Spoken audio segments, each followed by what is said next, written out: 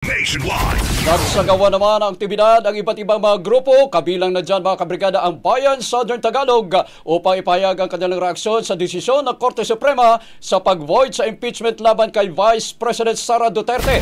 Sa panayam ng Brigada News 7 Manila kay Bayan Southern Tagalog spokesperson Lucky Oralier, iginit nitong layunin ng iparating sa publiko ang kanilang pagtutol sa desisyon.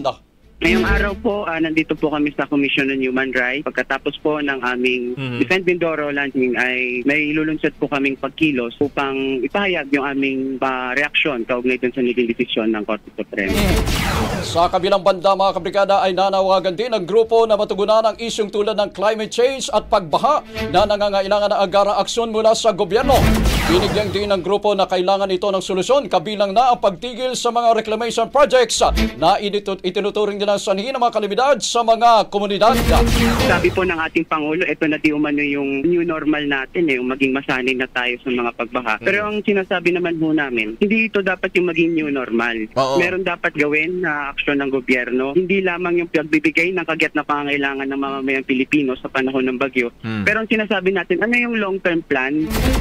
Yan ang tining ni Bayan Southern Tagalog spokesperson Lucky Oralier. Brigada Balita Nation. Ang bahaging ito ay hatid sa atin ng Yumivit ES3 Syrup. Simulang tuparin ang pangarap ng iyong anak. And starting now,